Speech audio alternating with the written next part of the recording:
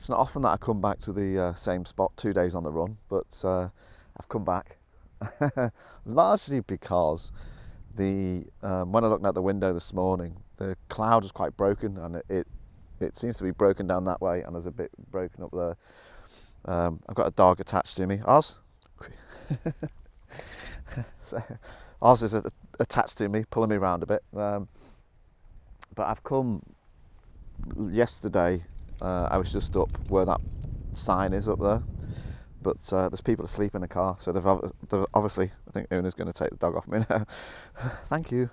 So I've come for a different composition because there's this kind of lone rowan mountain ash tree.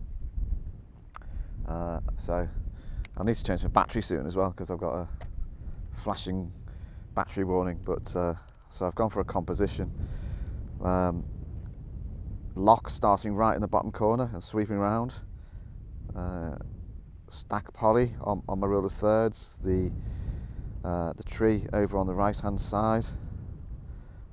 But what I'm waiting for now is, and I've zoomed in a little bit just to avoid this rock. What I'm waiting for now is for the cloud to break. So it's a bit like the same story of yesterday. So let's keep our fingers crossed. Well, what I've been waiting for is that sort of light falling. It's amazing, look at that. Look at the speckled light falling on the mountains over there. And now let's turn around and look at Stac Pollaidh. It's disappeared. So the light I was hoping for is over there. Can't even see Stac Pollaidh now, the top's disappeared. So I've been stood here about an hour maybe. Dogs had a fine old time being exploring, but just frustration, waiting for something to happen. So what I'm hoping is maybe there's a big patch of blue sky which is moving that direction, so the sun's up there.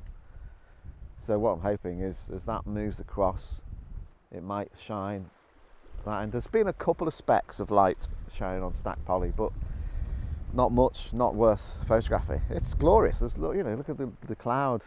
It's just spilling over the edges there. It's been circulating around here, but not getting what I want. So I'm going to persevere and hope for the best. But can't complain. It's better than kind of being sat indoors or in an office or something, isn't it? So the old midge net was returned. Oh, that's bad. So I'll take it off while I'm talking to you, but there's a lot of midges about. In fact, a couple of Japanese tourists just around, I had a quick chat with them. They were taking some images and then they and legged it. So, but I think they were a bit jealous of the old midge net. So look. Cloud has gone. This light is starting to appear on Stac Pollaidh. So I'm doing a time lapse on my phone as well. So the sun appears to just be creeping up. In fact, there's a little bit of light just on the kind of the ridge at the moment. So I'm anticipating in the next few minutes some light. So I'll just go through the details because I'll probably be busy taking photographs. So I've got the composition set up with this tree in. So the same one as I showed you before, but I've put my polarizer in. I might take it out actually. I put my polarizer in case kind of we got the blue sky, but the blue sky is probably a bit high, and I don't think the cloud is going to break up behind the mountain, so I probably don't need the polarizer, although it will take some of the sheen off the water. So I might do a couple with and a couple without.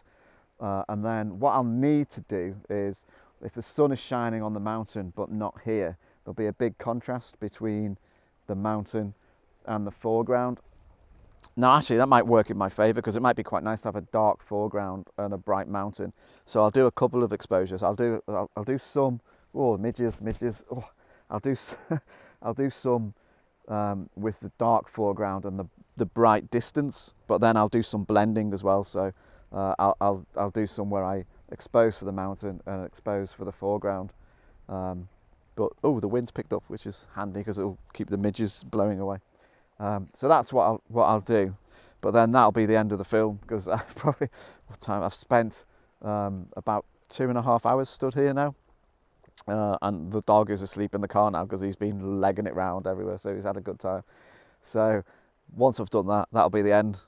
So I hope you have enjoyed the 2-day trips up to Stac Pollaidh. I don't think I've ever done a film before where I've come back to the same spot twice. So I hope you enjoyed it, and I'll move on to the next one.